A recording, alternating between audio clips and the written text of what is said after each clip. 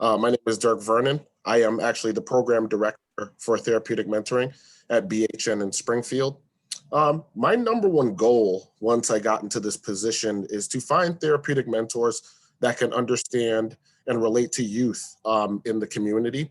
So I met a wonderful young woman by the name of Genesis Perez in the summertime of 2019, and I had an interview with her. I can remember her being a bit nervous in the interview, but then I asked her a question about why should I hire you? Why do you want to do this work for youth in the communities in Western Massachusetts? And I can remember, Genesis kind of instantly shaking off her nervousness and answering my question with great confidence. So here's what I can remember. I can remember she said that she wants to empower youth and give back to the community. I remember her also vividly saying that she knows the issues that are going on in these communities and can relate to the issues the youth are dealing with in the communities. I can also remember the passion that she displayed. That's kind of one of the best things I really like about Genesis. She displays that passion for the work. And I can remember saying to myself, even if I don't hire this person, they're going to make a positive impact in their community. And unfortunately, at that time, I was unable to hire her due to some things at BHN, but she stuck with me, and I stuck with her.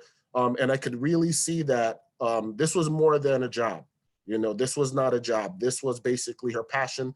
This was something that she was going to do with or without me. So I'm proud to announce that, we did hire her and she was able to uplift the very community that she came from. So I think that's a really beautiful thing.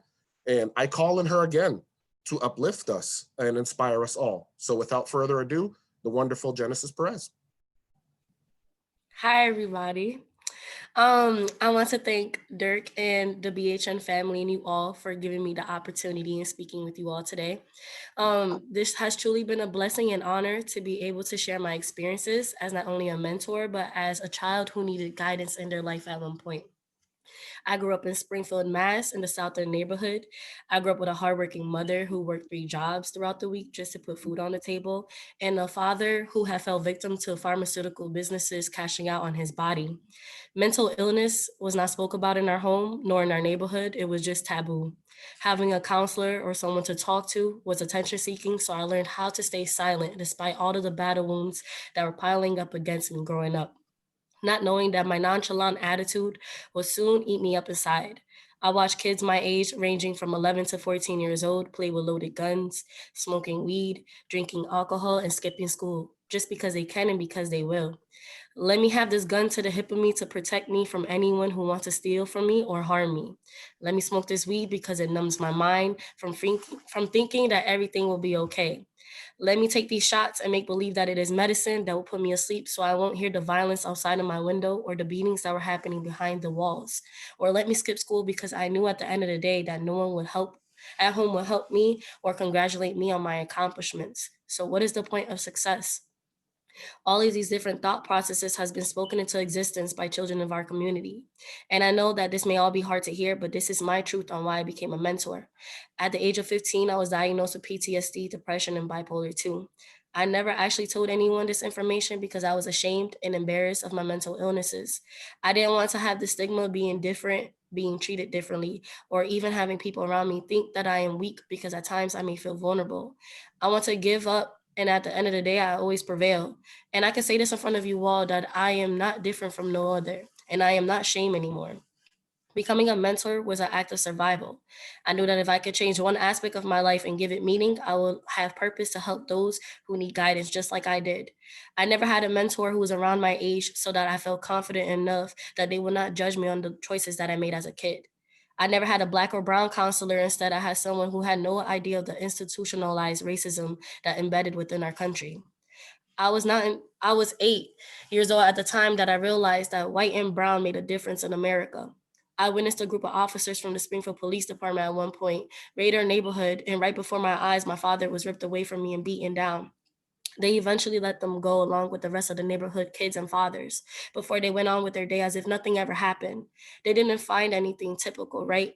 All that was left for evidence of what had transpired was the toxic masculinity egos that stench throughout the neighborhood. From then to now, I've watched death slowly creep into our homes and take away our children's youth, take away their voices, and poison our minds with believing that change would eventually come. But how can it come without us being the change? I've watched my same friends that I grew up with fall victim to the injustices of criminal justice systems and fall victim to the streets that bled them. I knew at the end of the day I wanted a way out. It was not until my senior year of high school that I made a difference that will alter my future to where it's at today. At one point, I got suspended for 3 months after an altercation with another student. My school strongly believed in the zero tolerance policy, a policy that gave me no remorse, a policy that was implemented to keep me docile and silent towards my rights.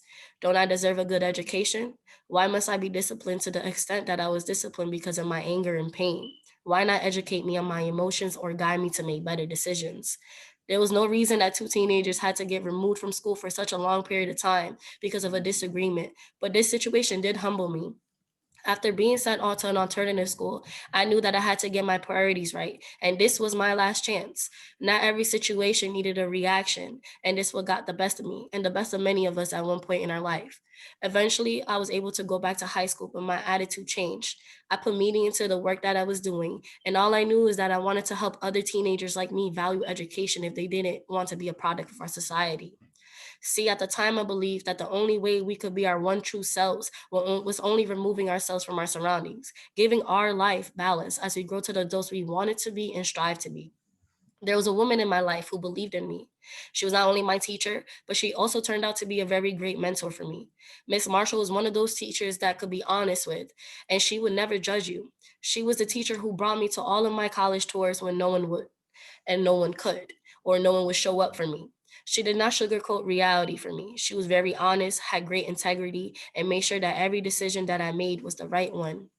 One of my guidance counselor at the time recommended that I take part of a program at Westfield State. It was either I chose traveling with my AAU team for volleyball that summer or participate in the urban education program, which was for first generation students. We were going to break the cycle in our homes. The urban education program promoted diversity to the campus by allowing inner city kids have a stepping stone in becoming who they dreamt to be, whether it was a doctor, a reporter, a historian, or even a leader. This was our chance. The urban education program gave me hope that my friends back at home believed in me and would eventually follow my footsteps. I no longer wanted to say rest in peace or free my friend. I wanted to be able to congratulate everyone on their successes. Although I may not have had the grades or the background of having a college like family, I was given a chance at redemption, a chance to change and be a part of something that was going to be a part of history, a program that gave us the opportunity to gain college credits, live on campus, and meet new people from around the world. College gave me the opportunity to explore and educate myself on my rights. I was able to read amazing books that gave me knowledge and a way to give back to my community. I read books like The People's History of Howard Zinn and The New Jim Crow. In order to understand how to deconstruct the systematic racism in America, I had to make change. And in order for me to make change, I had to make myself a part of the system and break it down by the inside. I participated in many clubs such as BSU, MSA, and even a part of a group called the Owls Fight Back at school. We spoke about racism, oppression, and inequality, leading down to marches in the university to the president. To be a part of history left at the school where we fought for our rights, safety, and inequality that was happening around us. This movement meant so much to me because I knew out there someone was hearing us and believing in us. My first step in promoting change was working as a team coordinator at the Springfield Boys and Girls Club my junior year and senior year of college. I was given the responsibility in overseeing over 30 teenagers ranging from the ages of 12 to 17 years old. My time working at Boys and Girls Club guided me to wanting to pursue in a career with working with kids from all ages. I got along with all the kids. We did a college tour at my school. I also set up a day for them to come to one of my afternoon classes to learn more about the school to prison pipeline. This experience will forever be impactful in my life. I noticed kids who had no interest in school find interest in wanting to go to college to become a professional sports agent, or even the kids who always got in trouble wanting to become a lawyer. I enjoyed giving them that oxygen of relief, that someone cares about their dreams. I enjoyed letting them know that they were not alone and that everything would turn out to be okay if they just had the perseverance and courage. After graduating from Westfield State, a moment of happiness turned into one of the worst times of my life. My best friend had passed away from suicide, and this brought me back to one of my childhood friends who also passed away from suicide when we were in the sixth grade. I thought to myself, why did God do this? Why would he take away someone who loved life? Why didn't anyone let me know that something was going on? I should have known. I carried the guilt of wanting to help people, but I couldn't even help my own best friend, and that just ate away at me. Yet at the time, and then the end of the day, as a mental health worker, we just don't know what can be going on in someone's life, but we always have to remind those that we love them and there will always be better days. It wasn't soon after that I joined the BHN family as a therapeutic mentor. I thank Dirk for giving me the chance and doing something that I love and helping people. I knew that I had the fire in me and that being a mentor was more than just being a mentor, but being someone who could potentially save someone's life just by being there for them. I knew that with my life experience and passion that I will refuse to let someone lose hope in themselves.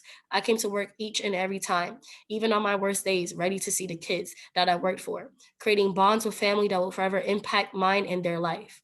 I enjoy doing what I love. Not only was I able to be creative with my sessions, but I also enjoy seeing the kids grow and have that little light in their eyes spark up again. I enjoyed hearing the parents thank me for the program. I enjoy the parents telling me that their child has changed and being back to loving themselves again or helping them grow out of bad habits.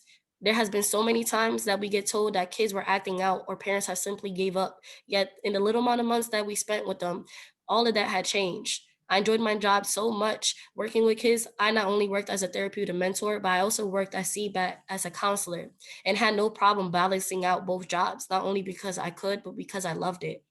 Working with others came so naturally for me that I eventually want to be able to open up my own program in the future. Just like the therapeutic program that is established in BHN. We are more than just mentors, we are a family and we help one another. The team is filled with people just like me that care and are compassionate. We are a team filled with life experiences coming from different backgrounds and different milestones. We never give up, never will. The therapeutic program at BHN never stops working, not even on weekends, holidays, or COVID. No one can stop mentors and their disguise basically as angels helping everybody in the community. So I have no regret in becoming a mentor because today I work as a behavioral coach in California, helping kids who have autism, kids with IDD, and I truly enjoy it. But this is a short story about who I am and why I became a mentor at BHN. Thank you, Genesis. That was awesome inspiration. Thank you for sharing.